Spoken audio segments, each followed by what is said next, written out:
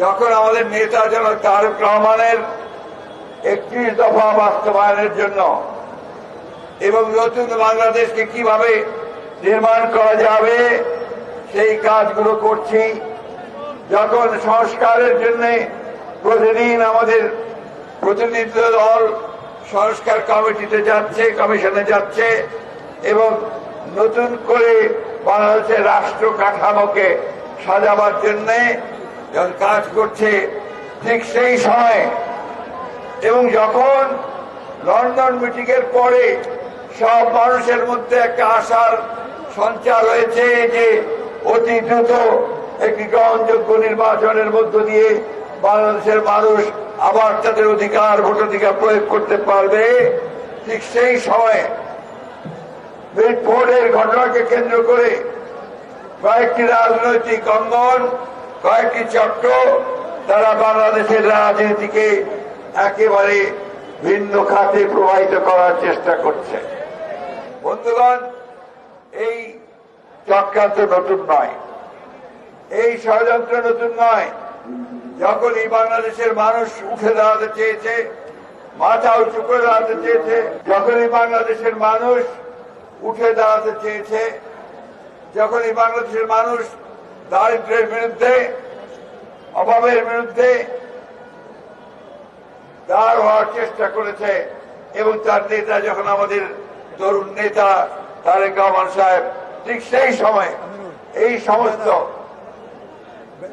চক্রান্তকারী, ষড়যন্ত্রকারী তারা আমাদের বাংলাদেশকে আবার অস্থিতিশীল করার চেষ্টা করছে।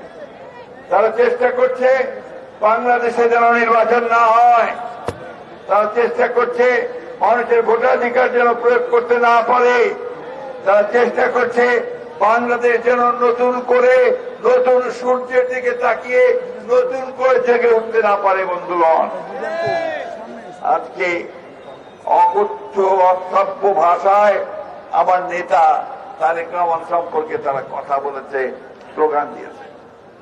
তারা ভেবেছিল যে কথাগুলো বললে এবং স্লোগান দিলে বিএনপি বোধহয় ঘরের মধ্যে ঢুকে যাবে। বিএনপি হচ্ছে সেই দল যে বারবার সমস্ত চ্যালেঞ্জে মোকাবেলা করে, সমস্ত আঘাত প্রতিহত করে উঠে দাঁড়িয়েছে এই যে ফিনিক্স পাখির মতো।